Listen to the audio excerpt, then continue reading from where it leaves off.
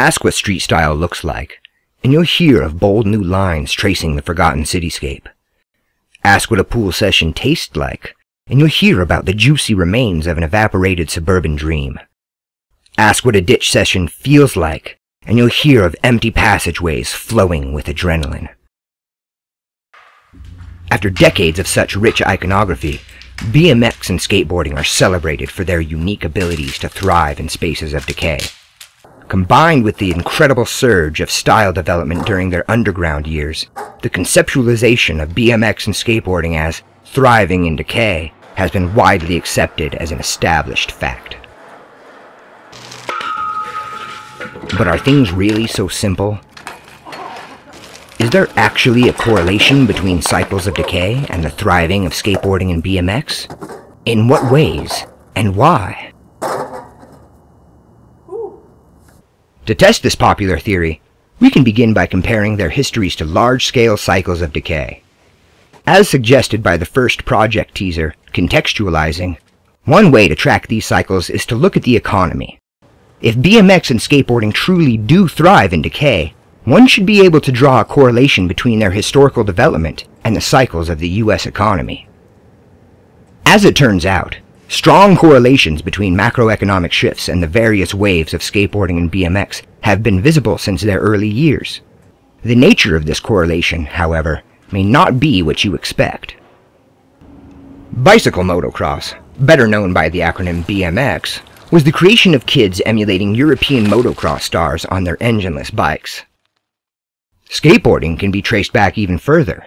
The first skateboards were literally that, a roller skate cut in half and nailed to a piece of wood. Seeing as roller skates have been popular since the 1800s, and that children have been tinkering with them ever since, it is impossible to point to any specific time or place as marking a definitive first. That being said, the oldest known video recording of skateboarding came out of Nazi Germany. The first documented organized race among children emulating motocross on bicycles, in other words, BMX, took place on April 30th, 1956, in St. Antonis, Holland. This just in. It appears that North Americans are claiming that they invented skateboarding, and at the very least, BMX. Looking at the dates, however, it seems that they were much later. Nonetheless, sidewalk surfing emerged as a marketable trend in American suburbs following World War II, riding the waves of the nation's unprecedented economic growth and the resurgent popularity of surfboarding. This buzz died around 1965, however, when skateboards were deemed a fad and, quote, medical menace, from which children warranted protection.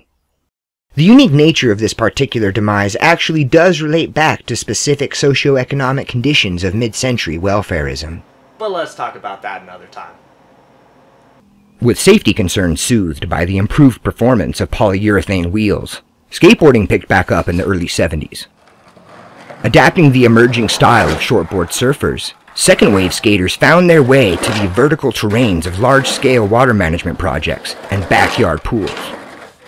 This begs the obvious question as to how suburban pools and water management projects went dry. It appears that empty pools were made available largely through local circumstance, such as fire threats, drought restrictions, or simply the general overturn of local real estate markets. Other times, skaters drained pools while owners were at work or out of town. In the Sunbelt of the United States, large-scale water management projects were made available by the region's characteristically long dry season. Macroeconomics of the 1970s do not seem to have played a significant role in creating the circumstances under which backyard pools or water management projects became skatable. Nonetheless, it was at this point in time that skateboarding's noir image of thriving in decay began to take shape. But there is a second, equally important question that often gets missed. Why were there backyard pools and monumental water management projects in the first place? Good question. Macroeconomics enter here, in the form of a massive post-war prosperity which made the iconic dream of home ownership and a backyard pool accessible to an unprecedented number of Americans. While local circumstances may have provided skateboarders with valuable windows of opportunity, the possibility of having pools in the first place came about through an extended period of immense national economic growth. Not coincidentally, the richest state of the Union dominated not only housing design trends, but skateboarding and BMX for decades to come. With regards to pipes, reservoirs, and ditches, the creation of a large water management infrastructure was required for developing arid regions with seasonal flooding. In other words, the possibility of second-wave skateboarders finding vertical terrains was largely the result of Southwest regional land development plans and the rapid suburbanization of America's Sunbelt. Meanwhile, an expanding global trade network had begun introducing European-style motocross to American baby boomers. The foreign style, much more agile and acrobatic than anything developed in a country paved by Eisenhower's highway system, quickly revolutionized the domestic motorcycle culture. As European kids had already been doing for decades, American children started pedaling around dirt tracks and making silly engine sounds.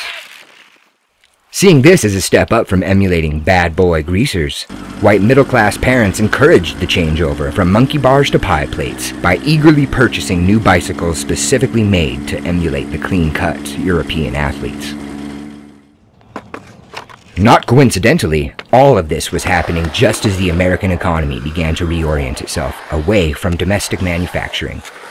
Coming out of the first major fiscal crisis of the post-war period, American BMX and second-wave skateboarding rose to popularity during a period of economic growth and prosperity.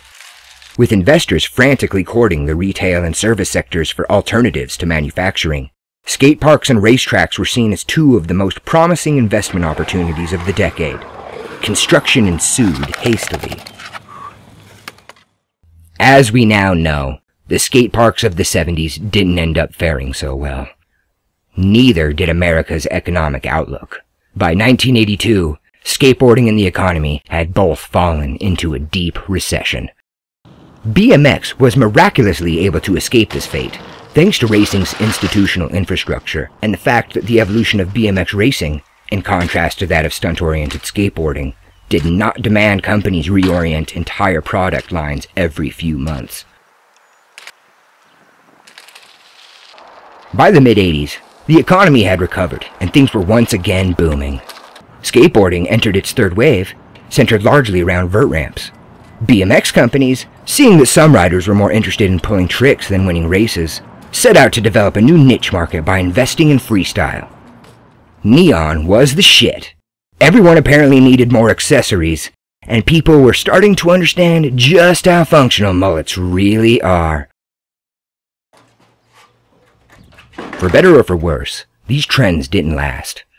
The stock market faltered in 1987, and then in 1990, the economy collapsed. BMX and skateboarding were pronounced dead soon thereafter.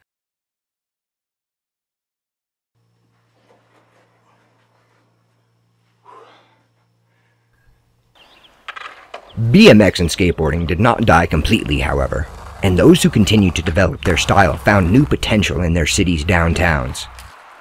The thriving in Decay motif was seamlessly transposed from suburban pools to the urban core. Indeed, downtowns had been decaying since the 1910s, when electric streetcars began providing wealthy city folk an escape to the first ring of suburbs.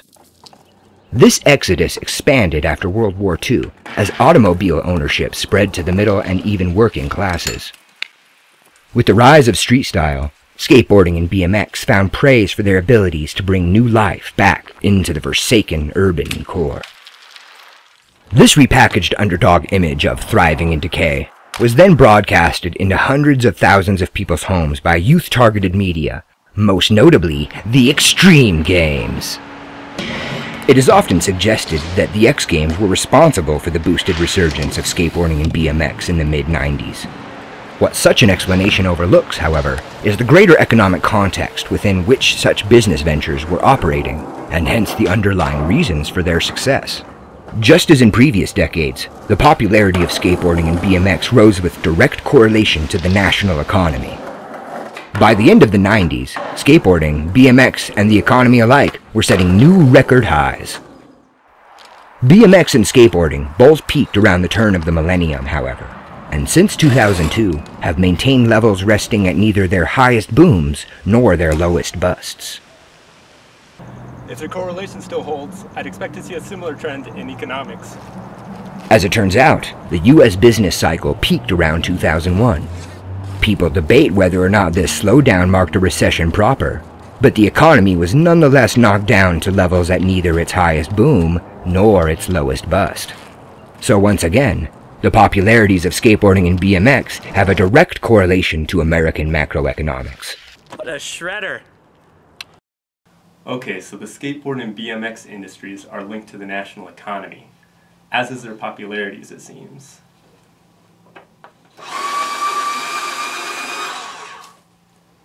But whether there's 1 or 1 million of them, individual skaters and BMXers still thrive in decay, right?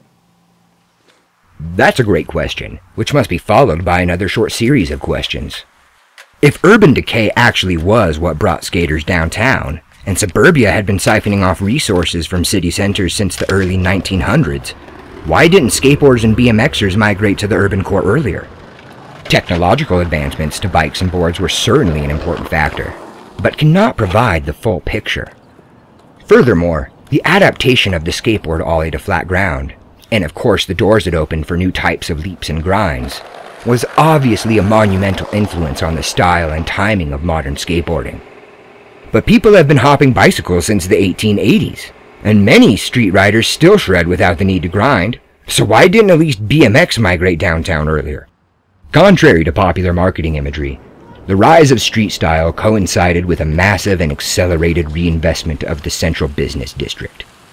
Even as the thriving and decay soundbite gets recirculated again and again, you can see the influence of post-industrial urban renewal in practically any street style segment ever made.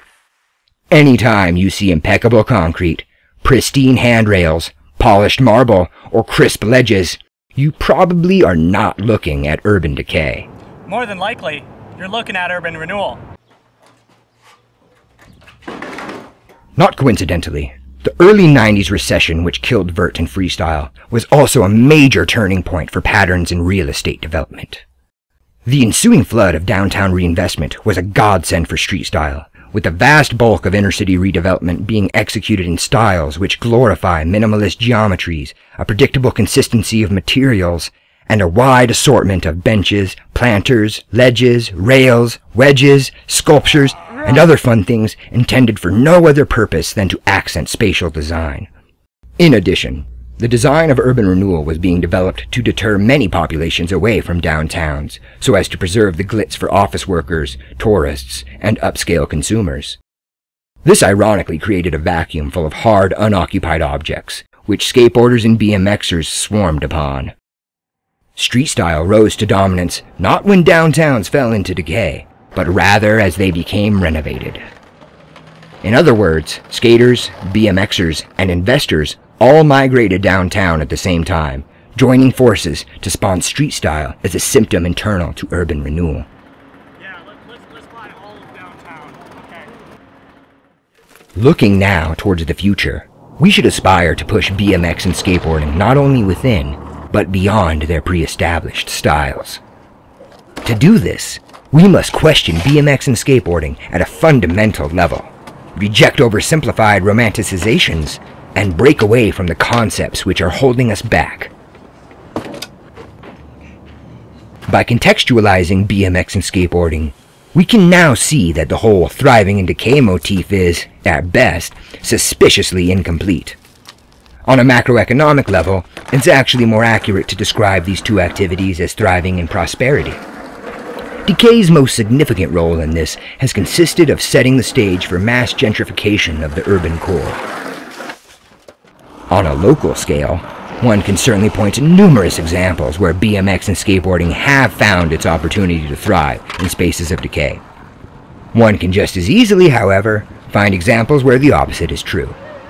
We must recognize, therefore, that the presence or absence of decay is not the deciding factor for whether or not BMX and skateboarding will thrive in a given space. A much more important factor is whether or not BMXers and skateboarders can get away with it. What can be gotten away with is in turn determined by the power relations of that space, which will be examined by the Building Narnia book. The shape of skateboarding and BMX which grows out of such spaces is similarly not determined by the presence or absence of decay, but rather by an intersecting variety of social and material factors. In order to understand these factors, Building Narnia will be releasing a series of webisodes titled The Foundations of Style. Beginning with the popular theory that unoriginality is holding back the development of new riding styles, this series will examine some of the most significant influences on the stylistic development of BMX and skateboarding.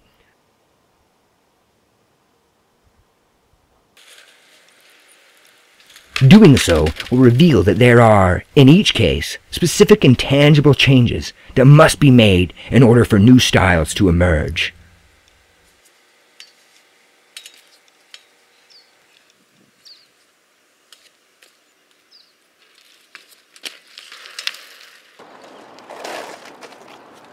Till then, keep riding and thinking and having fun.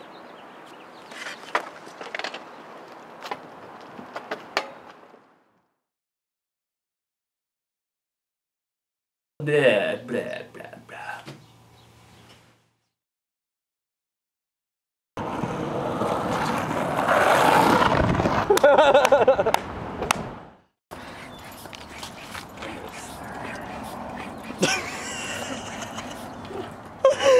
Hi, Harb.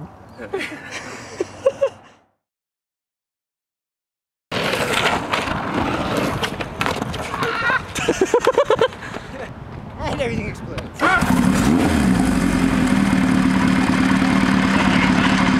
Oh wait, it's the biker. Just do it anyway? It's fine. Okay. There's someone else too.